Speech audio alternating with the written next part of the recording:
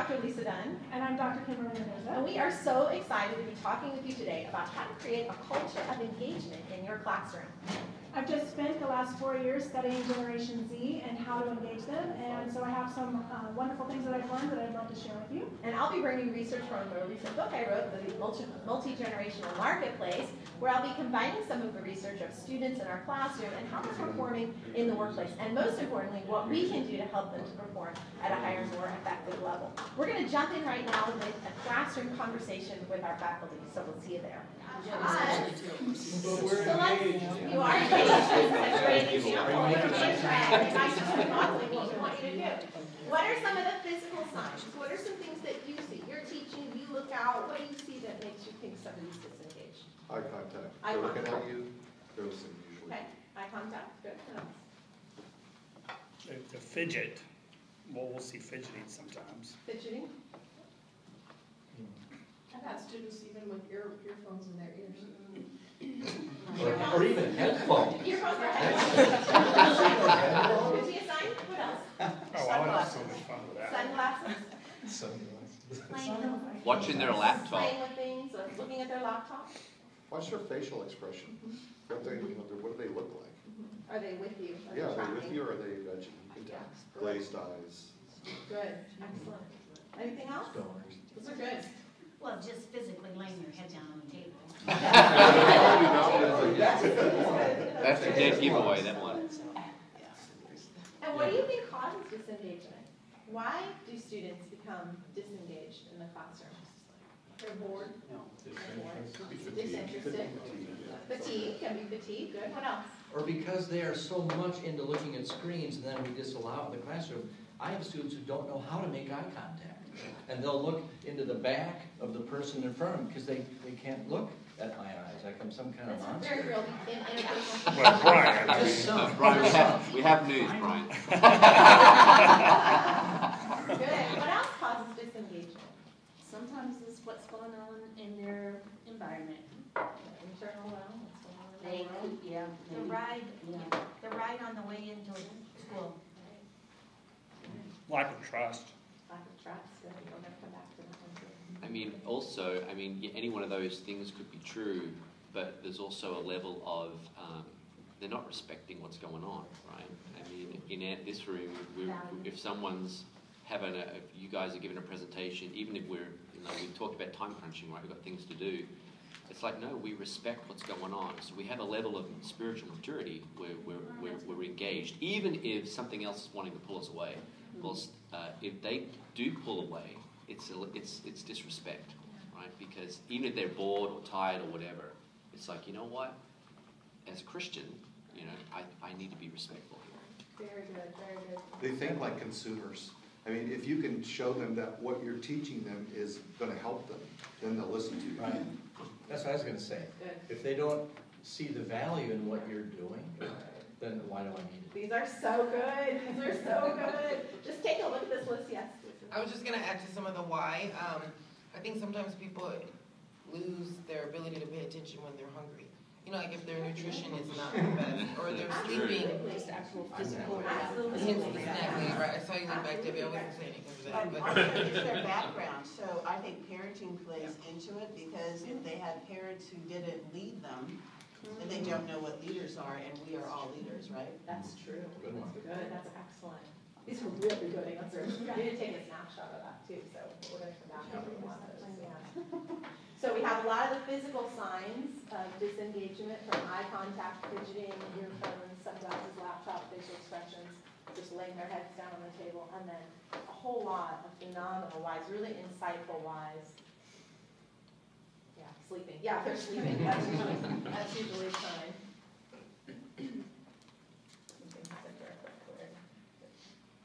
So we want to talk a little bit about the state of the classroom and connect that to the state of the office, and I'll explain that merger, why that's important for us as educators in just a moment, and why that matters. So Kimberly's going to talk first a little bit about just an overview of some of her studies in the classroom.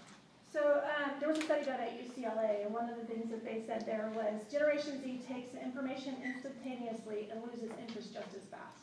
So they take it in, and then they lose interest in what they've just taken in. So it's really hard, because as educators, we want them to just absorb it and here's the problem. When I said earlier that it's a physical issue, it's actually a physical issue. So what's happened is 90+% of this generation is actually on the internet their entire life. So there has been a study done by Carr where he actually looked at what happens to their brain while they're developing. Now keep in mind, they're on the internet while their brains are developing. So what's happened is they actually get rewarded physically in their brain for task skipping, meaning going from one thing to another. So trying to sit and listen to somebody, I mean, the attention span now is 20 seconds. 20 seconds is the attention span. And that is due to the fact that they are used to constantly moving from the next thing to the next thing. And so when we say they're physically different, they are physically different from you and I. When our brains were developing, we didn't have the internet. We had books. We were able to take time and read and process. So it really is causing problems in the classroom. And so it's hard for us because as educators, we're like, why can't they just sit there and listen? But the reality is that's very, very hard for them. And so we have to find ways to overcome that and work with them. And so that's kind of where we're at. And I think I had... And it's a message of hope. We're not telling there's no hope. Yeah, we're going there. We'll go there. We'll go there. So, but this was a great quote by Carr. He said, when we go online, we enter an environment that promotes cursory reading, hurried and distracted thinking, and superficial learning, which have shown to result in strong and rapid alterations in brain circuits and functions. And 93% of our young people are online every day. So it is really, obviously, it is an issue that we do have to address and we do need to look at, and we do have solutions, so we'll go there. That's right. And that disengagement piece is a huge impact in the workplace right now.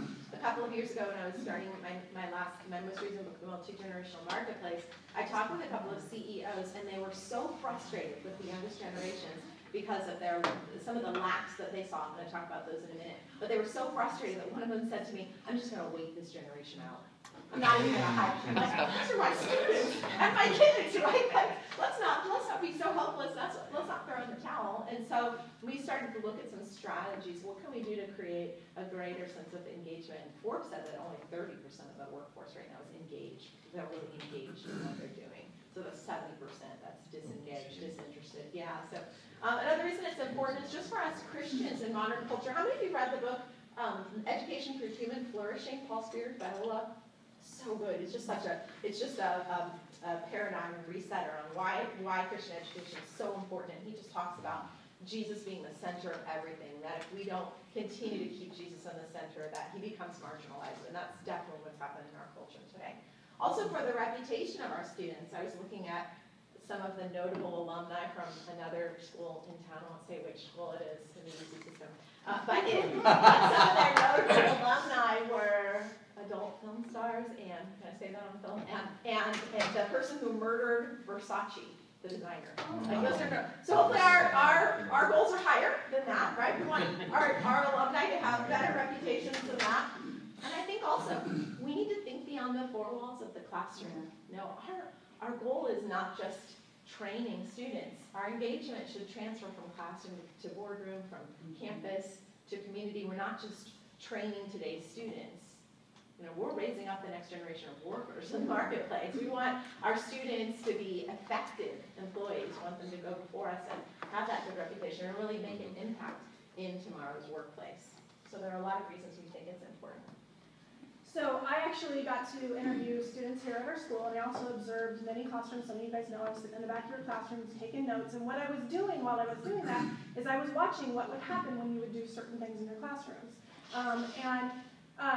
What was interesting is, by the way, if they have their laptops open, they're not taking notes. In every single class I went to, none of them are taking notes. They are all surfing the web.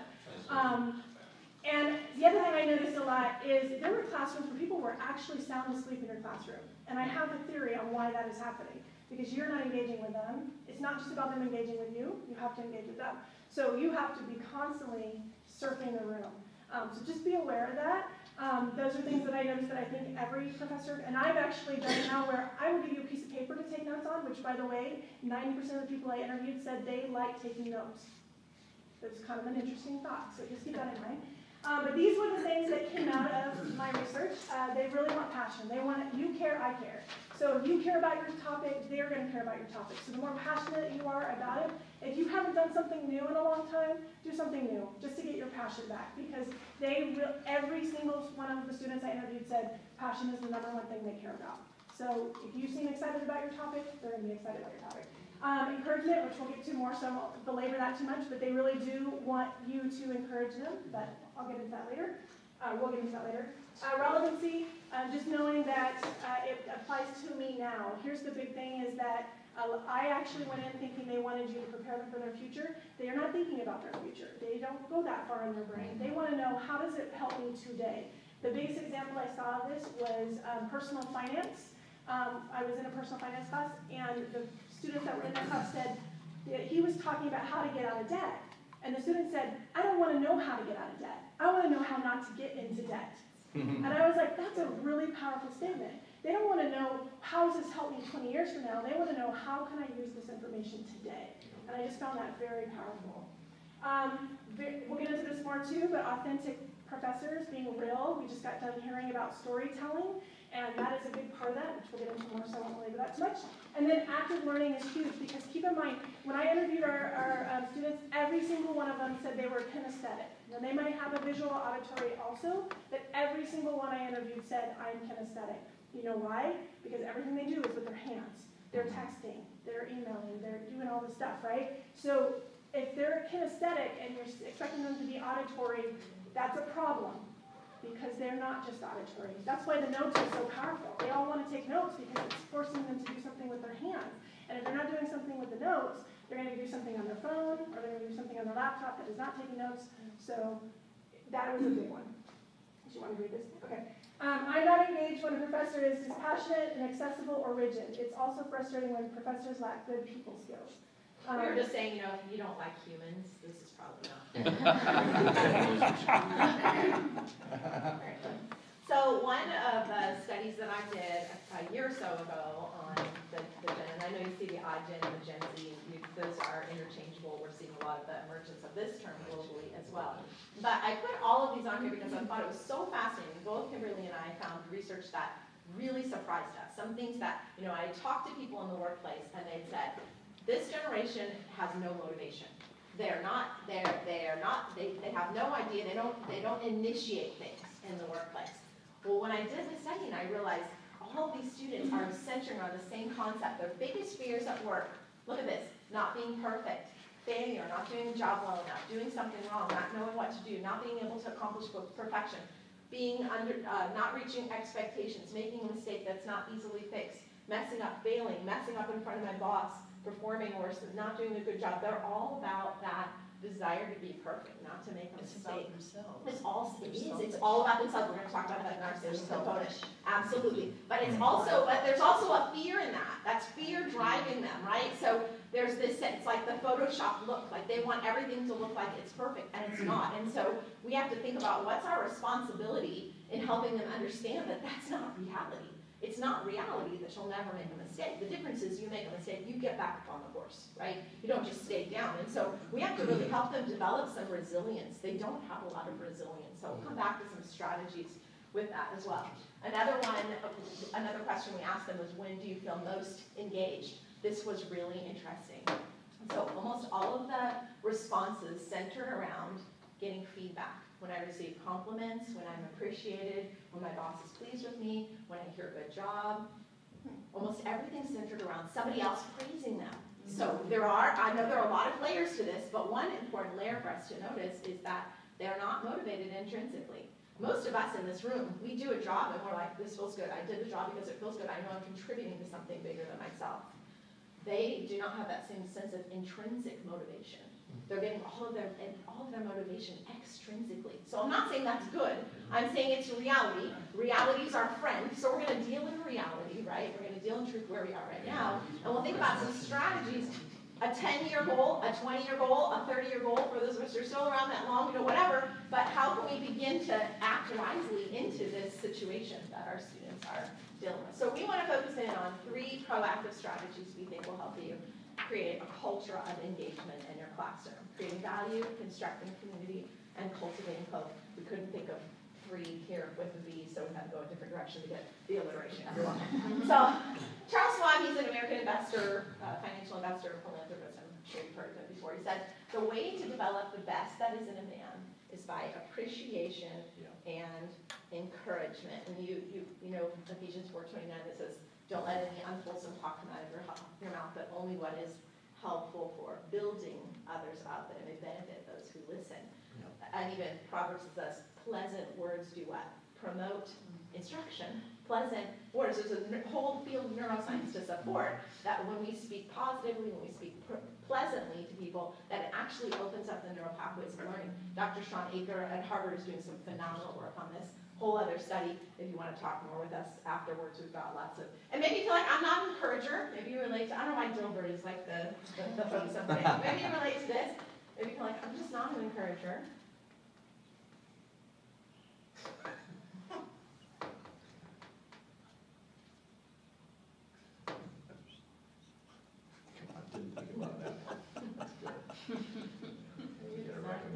Not naturally good at comforting. Don't change Did we it get yet. there? Don't change it. Read slow. Okay, back away. A lonely death. It's a sad progression. That is sad. Hopefully you're not that discouraging. But creating value, we're going to look at some of the strategies. Brian got there. Okay, you can change it now. Elizabeth comforting, yes, being a comforter. So we'll talk a little bit about some strategies for creating value. But we wanted you to hear some more quotes from students in Kimberly's study. So I know it's hard sometimes to hear what people are really saying, but these are actual quotes that came from students that sat down with me. It says, I feel if they care about me, then they will reach out to me, and if they will show they care, if they are willing to do that for me, then I feel like I need to learn from them. How they feel about me affects how I feel about them.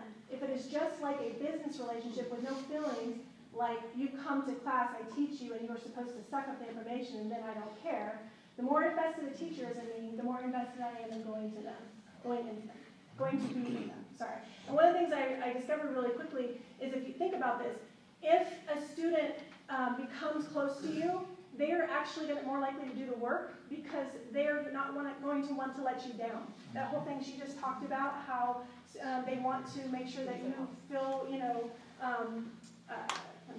They want to please their boss. Please their boss, whatever. That same thing happens in the classroom. So if they feel like you and them are friends or whatever, they're actually going to not want to let you down. They're more likely to do their homework because they don't want that to happen.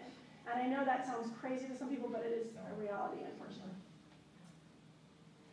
You can really tell when a teacher really cares about what they are talking about or that a teacher is just talking. So they really do, and this generation is very perceptive. They know when you're just doing your business and when you really care about them. I'm engaged if the teacher is passionate about their topic and wants to hear our thoughts. I think it does affect engagement. It is going to intrigue me if it intrigues you. If they are happy about their topic, then it will be interesting. And I actually had one student say, you know what, there are topics that you have to teach as professors. And they said, if they just tell me, you know what, I don't really like this topic, and we got to go through it together, they are more likely to respond well to that than for you to just get up and drone about it, and it's obvious you don't like that part of the topic. But there's every single subject has a one little section where they're like, I got to talk about this today. And they are more likely to respond well if you're honest with them. So tell them, you know what, you have to learn this, it's part of your degree, not my favorite topic either, but let's go through it together. They're going to be with you a lot more than if you just get up there and drone about it. And some of the students had shared with you that even though they didn't care about a particular topic, the passion of the instructor, the passion of the professor really made them care, even if it wasn't a topic they were even interested in. Yeah, there were people that said, I did not want to take that class at all, but the professor was so excited about it that I couldn't help but be excited about it. And that's pretty cool. You want that, right? Oh, sorry, that was the same one. Sometimes it is just about the homework, and I feel I don't need to listen to this. If I just get the homework at the end of the day and understand how to do it, there is nothing I need to listen to. If I can do my homework without the lecture, I feel like I don't need to listen in class unless it can be applied to me today. I don't care about the future. I want to know why I should care today. So kind of like I already talked about. They really do want to know, why does this matter to me? And if you can kind of explain that, then they're right there. And it's funny, in the research that you were talking about, people saying, oh, I'm scared about this generation. I actually think this is an exciting generation. They're very proactive. They want to do more. They want to make a change in this in this world. And if we can give them a reason to do that or how to do that, they'll go 100 miles an hour for you. But if you don't care, they're not going to care. So good. I'm hopeful too. I'm really excited about hopeful more. And then several students said, so it wasn't just one student, these were like repeated things they said, that sometimes they think professors here at St. Anne Christian are just collecting a paycheck, just coming because they have to, or just have to be there. Everybody just say ouch. Just say ouch. Just say ouch. And here's the thing is, it may not even be you, it may be the adjuncts that you're hiring. So that's something to keep in mind, because sometimes you guys are, oh, I'm here, we're here, why, what are these? These have nothing to do with me. But if you're putting people in the classroom, just keep in mind that these could be your adjuncts, and these adjuncts reflect poorly on the school too. So be aware of where your adjuncts are too. Are they just collecting a paycheck because they need the extra money, or are they here because they're passionate about their topic? So sometimes it seems like a chore to teach instead of an excitement for me to learn. If they were excited, I think I would be excited. I asked the question, when do you feel most valued on the job? And at this point, I hadn't collected all the data, so it was really interesting to see, when the data comes in and you see all of these, all this feedback really linking together is really interesting. And it's the same thing.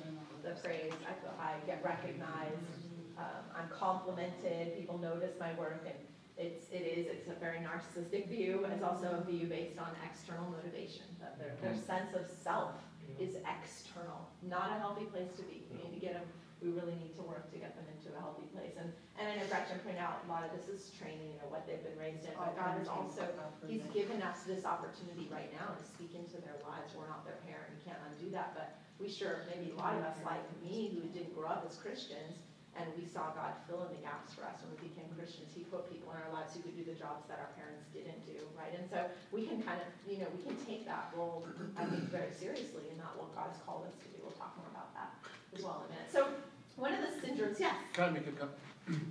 But that's been around. That's not new with this generation. That meaningful work has been a primary motivator for most of us since at least the 60s. I've been through a lot of corporate schools, and it constantly comes down to meaningful work, which means recognition for what people do and feeling engaged and making whatever they do seem important, whether they're cleaning floors or not. And that's just good practice. It's just good. It is, and we're going to talk about some practices. And we're going to talk about the practices. And some people in the room may be intrinsically motivated, and some people may in this room be externally motivated. That's fine. But what we're going to do is bring all of that together and talk about how do we create environments of engagement in the classroom. There's a syndrome called Adduct Syndrome, and you probably looked at the studies chronicled of higher education, it's been talking about the anxiety, depression crises in this generation, the need to appear flawless, which is what we just talked about, which is different from previous generations. We didn't live in front of it. We didn't grow up with our image in front of everybody all the time. And that is one of the ways that's different orientation today. But Stanford coined this term, the duck syndrome. And it's where, how many of you fed bread to the ducks? You looked at the ducks on the pond, and the ducks they look like they're floating effortlessly, but under the surface they're paddling furiously. And that's the picture of Gen Z, is that they're trying to look like that you look on their Instagram, you look on their Snapchat, everything, it's perfectly laid out, and there's no flaw, everything's perfect. But underneath the surface, they're paddling their feet like crazy, trying to make it look like everything's perfect and smooth. And it took it 2 hours to get ready, so it looked like they didn't get ready. You know what I mean? Like they have it's really funny. So the duck syndrome, we want to be aware of that, and what that means for us as educators is a lot of times they'll say, everything's fine, I don't have any questions, I've got it, right? And you have to dig deeper under the surface to see, oh my gosh, their feet are paddling like crazy, they're the crazy duck syndrome, we've got to help them break free. Some of the workplace studies, David Novak, he's the CEO of Yum Brands, which is basically all junk food in the world, and he said that in his study, 82% of employees said that it had been 50 days, 50, since they'd received any kind of recognition, any kind of congratulatory praise. Think about the kind of culture. Now, for us, many of us are more extrinsically motivated, and we might feel a little discouraged by that, but not completely disheartened and give up. But a generation coming in who's dependent on external praise, on recognition, 50 days to go. That's why our students come back and they say, nobody likes me at work, because the expectation is that we'll get praise. Dr. Emmons, he's the leading researcher on gratitude in the world. He works at UC Davis.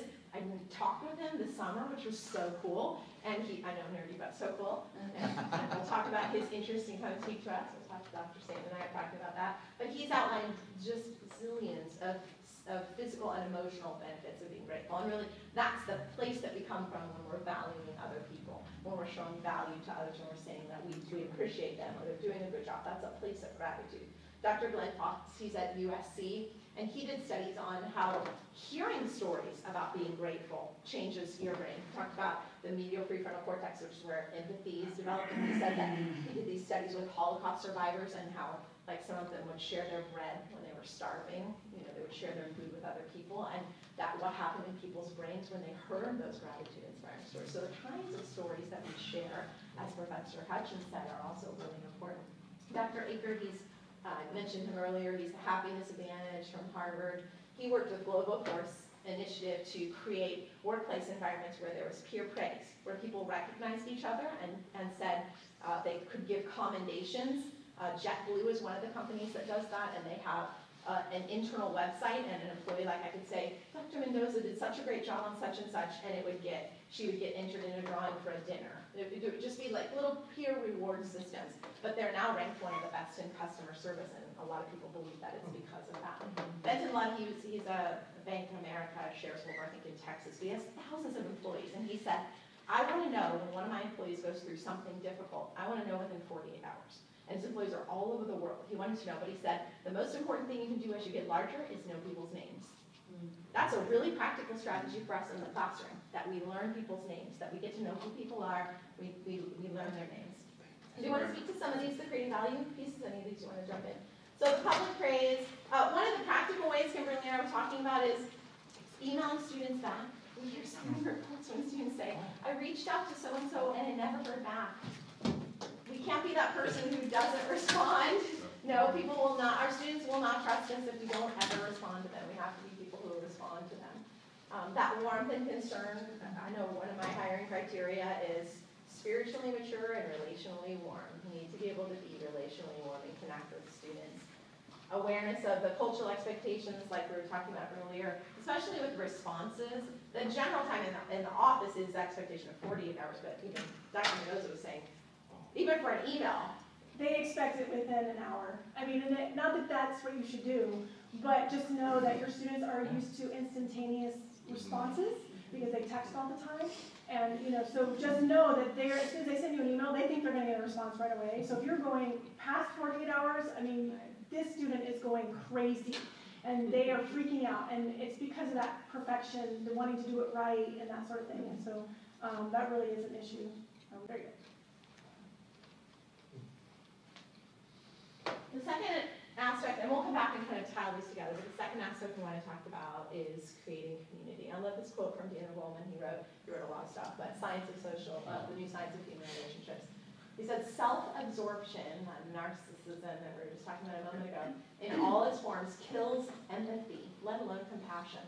When we focus on others, our world expands. Our own problems drift to the periphery of the mind and so seem smaller, and we increase our capacity for connection. Even in the very beginning, the account of creation, God said it's not good for a man to be alone, right? And that's perfection. That was the garden.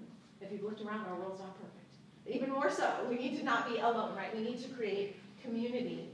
And like I just heard Lisa Bevere, I don't know if any of you follow her or read her work, but I heard her a couple weeks ago, and she said, God did not add the woman to subtract the man. We need each other. So community needs to be inclusive. We need to include each other. We need to really build that community in our classrooms. And we're going to give you some creative ways for doing that. And then, of course, Ephesians 4:29, 2 are better than 1.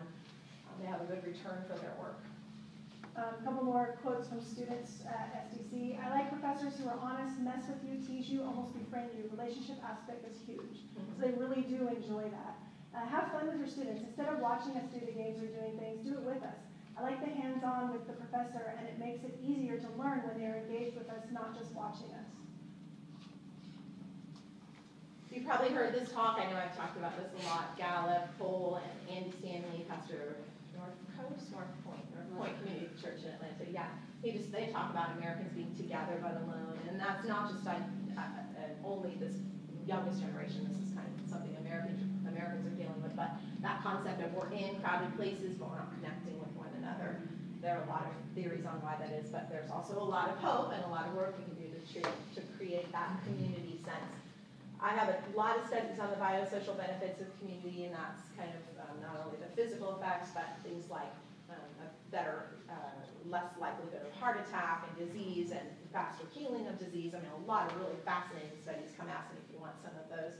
But we really wanted to focus in on this developing a culture of trust piece. When Professor Hutchins spoke today about storytelling, he used the concept of sharing something from your life to draw your students in, and that's a process called self-disclosure. Now, I love studying that. I talked about the biosocial realm, and I gave you some self-disclosure at the beginning. Do you remember I talked about my family and my crazy upbringing? That's sharing something about myself that you wouldn't have known about me unless you were personally really involved in my life. And so that opens up an avenue of trust. Now, what I love studying is that biosocial realm, is God's fingerprint on that. When you share something and someone about yourself, self-disclosure, it opens up, it creates a pathway for oxytocin, which is a bonding hormone. And so a bond is created, and those neural pathways we talked about earlier are open to learning. And so I have a ton of studies on this. Again, we've spoken on this at, at a lot of events and just shared that. But it's just kind of a brief overview, is when you disclose something about yourself, you create trust between you and the student. So, be reasonable what kind of stuff you're sharing, but, think about things that they could really relate to. Think about what it was like to be their age and to be sitting in their shoes and to have all of these pressures on your shoulders and not be sure if it's okay to tell anybody that you're dealing with these pressures because you've got your feet flapping under the water, but you want to make it look like you're smooth sailing on the surface, right? So thinking about that perspective, what are things that you can share? And I was talking to somebody else in here about how cool it is that we have this realm of media now where we can continue the mentorship relationships. I know a lot of us just show, our lives and our families, and we're always careful about the kinds of things we post, of course, but we share what's it like to be a mom, what's it like to be a dad, what's it like to go see the art, and we share those things, and our students get to see that part of family life that a lot of them maybe haven't had the opportunity to grow up in. Creating space internally and externally. Tina was talking earlier about how sometimes something that just happened to us can be a distraction. We've got to create internal space and external space. So external space are things like margin. Give margin for discussion. Like we did earlier in the presentation, you guys talked. Give margin for discussion in your classrooms. Give your students an opportunity to talk with one another. Create mentor groups. How many of you use group discussion, group format in your classrooms regularly? Is that a regular component for you? Okay, maybe 50% or so.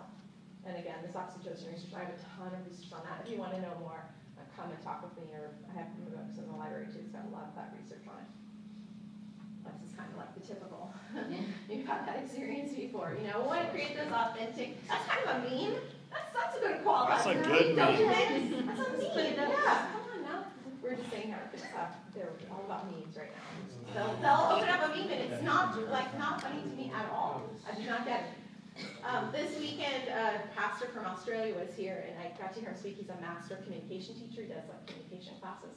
And this quote, I just thought, this just went through me about skin in the game. If you're not an athlete, skin in the game just really means you're invested. That's really what he's meaning. But he says, if you don't have skin in the game, you're not really in the game. We're not here for us. We are the category of the 99. The shepherd we love and worship is obsessed with the one who is missing. I want you to think in your classrooms. It's easy to just forget about that one person who didn't get it or that one person who failed. The one is the heart of Jesus, who leaves the 99 and goes after the one. And I think it's such a beautiful model for us. This is why Jesus was so radical and disruptive in his generation. Most churches, and I added Christian schools, are buried under the maintenance of overfed and unexercised Christians. And I think that concept, Kimberly and I have been talking a lot about this concept of the one. A lot of us went to schools where people taught on the bell curve, and you come in and you're dumb, and I know you're going to stay dumb, and you come in and you're smart, and I know you're going to stay smart, and it's quite honestly just not the model of Jesus, that we just forget the one in the back who's not getting it, and we always say, go ahead, what I do you just say? want to say, because when I was talking to several of the students, they really have a problem with you not taking the time with a student who's not getting it. They actually said that. They said, we'll see a student that isn't getting it, and the professor will just say, just move on from that. And they said they should really spend time with that student. They should really make sure that student's getting it. Even if they say, hey, come hang out with me after class, let's talk this out. And so the students in the classroom are actually advocating for the other students in the class who are not getting it. And they really want to know that you as a professor are going to care about everybody in the room. And there's a whole study, I've seen studies that I've read that where a lot of times as professors, and I think we're all guilty of this, where we see the people getting it and we respond to the people getting it. And they're the ones that are going to raise their hands, and they're the ones that are going to respond. And so we spend so much time on them, where we have the student in the back of the classroom who's not getting it and isn't going to say anything. Those are the people we really should be focusing on. It's the sick person. You know, Jesus came for the sick person, not the well person. And so sometimes we forget about that. And I think we're all guilty of that. I know I'm guilty of that. And so trying to find those diamonds in the rough, it's really important. And that really leads us beautifully into our final point, which is hope. You can recite this with me. Hope is the thing that feathers that perches on the soul, Poncho, and sings the tune without the words and never stops at all. The sweetest in the gale is heard, and sore must be the storm that could have asked a tiny bird that kept so many warm. Yes, go ahead. Yes. We're going to have to come in here real quick with a ladder and change the filter and see what number it is so I can trip the breaker and get this back up and running. Sounds like an adventure. So, Well, and can you, because you guys have a few more, how much longer would you say? Can we do it in about 5 minutes? Sure. Can we get rid? Okay, perfect. I'm Thank you, just- Kelly. No, that's perfect. Thank you. So we really wanted to finish up with this concept of cultivating hope. So these are more student quotes. Encourage me to ask lots of questions because sometimes I'm scared to ask. So remember back to her research and how people are afraid. So ask them, bring them into the conversation.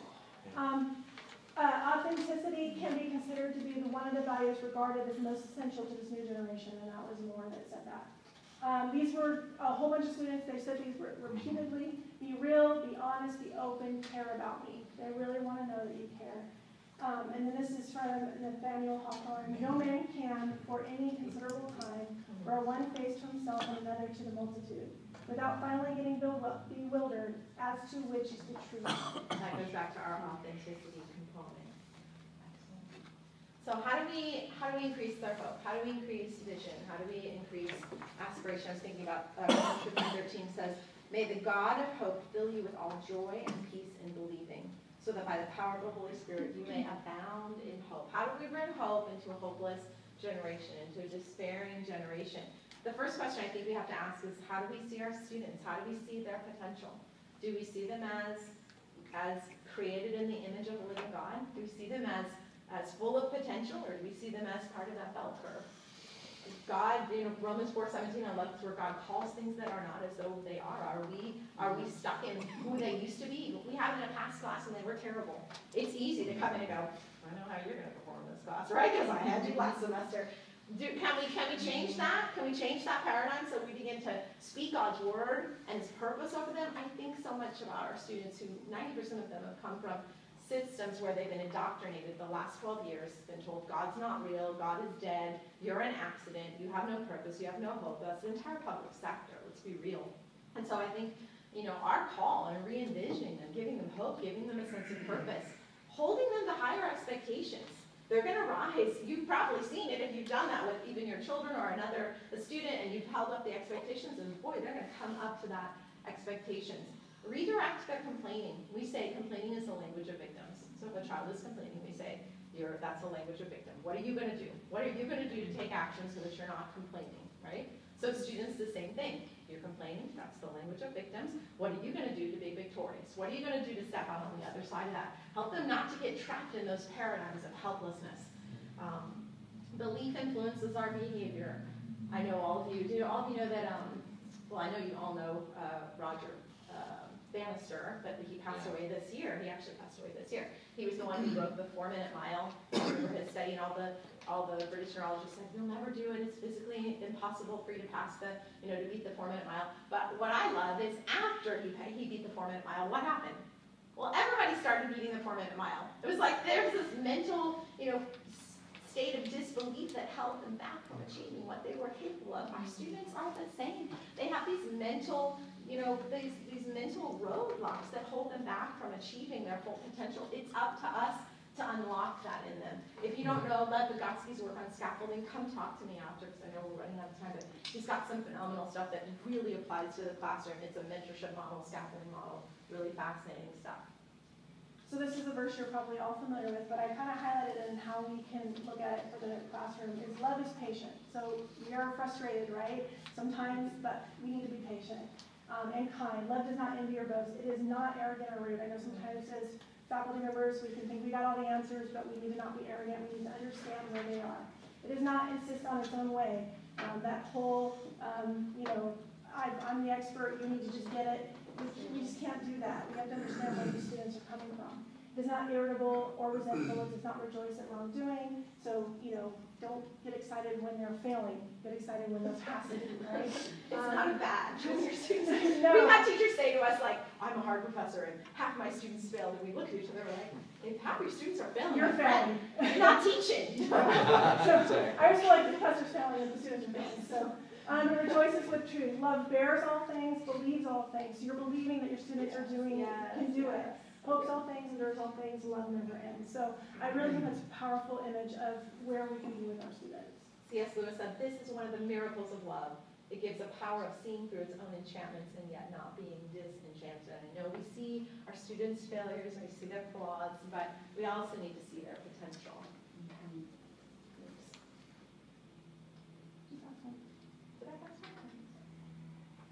Oh, I just want you to think for a moment. We're just going to be silent for a moment, take some time to reflect. I want you to think about your life. When is the last time that you offered specific unmerited praise to someone? I'm an introvert. I know that costs me a lot to do that, so I challenge myself every day to give a compliment to a stranger. It just draws me out of myself, gets me out of my head, and makes me do something I'm uncomfortable with. When's the last time that you gave somebody specific praise? Let me say specific and unmerited so that it's like not something they maybe earned, but just something that you're trying to bless them with. Are you modeling authentic community in your own life? I hope no one's living the Lone Ranger life in our community, but just to reflect on it. Are you creating that authentic community in your classroom? And then third, we want you to reflect on your view. Are you limited in your view of students' capabilities? If so, why? Ask God to give you greater faith for your students and creative ways to reach the ones who are lost. So think about those for a second, and then we'll give you a couple of phrases just to kind of reflect on. What do you think about when you read those phrases? Just take a moment and reflect.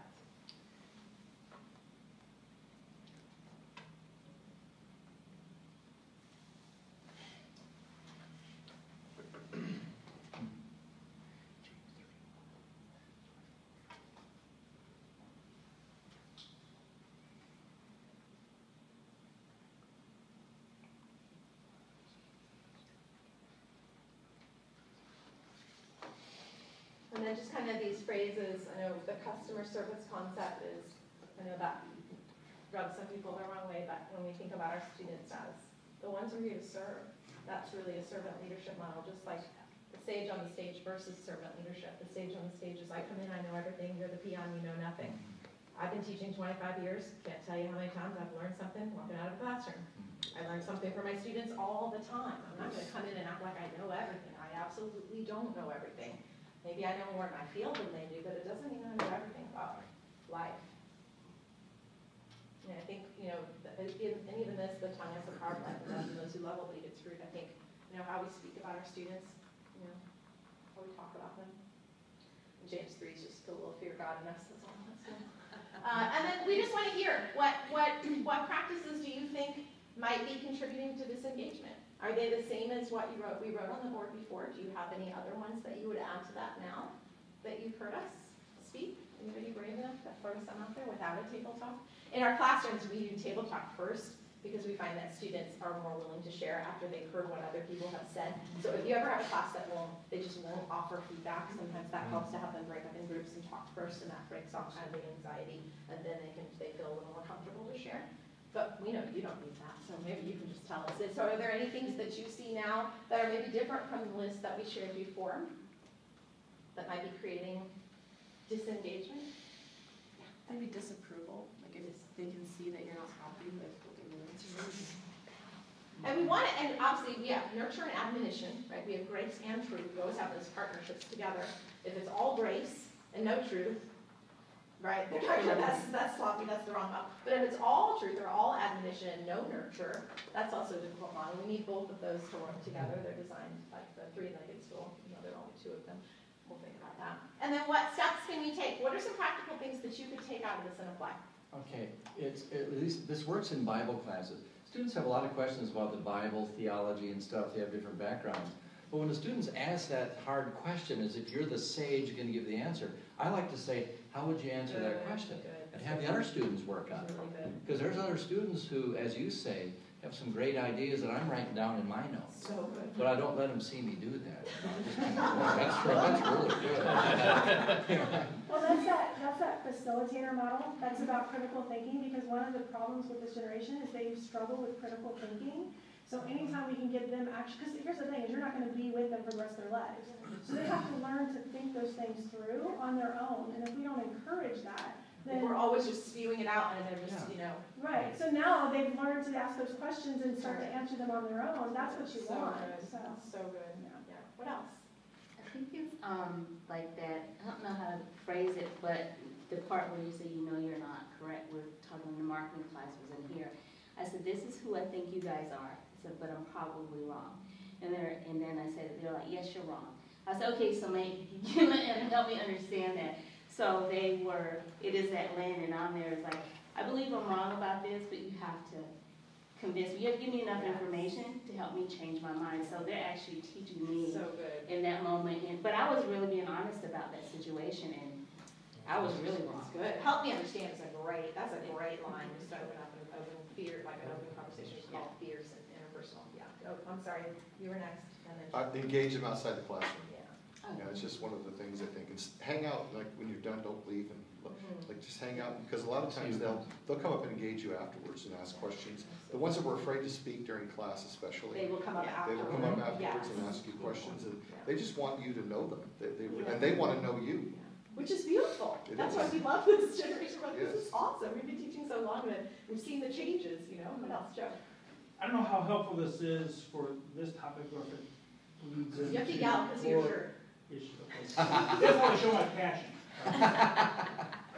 But some of the students' comments earlier, that sounded like a lot of classes where it's about dumping information and regurgitating information. Which I understand, yes, that has to happen to some extent, but ultimately the learning has to be about developing ideas, about developing knowledge, about students thinking for themselves.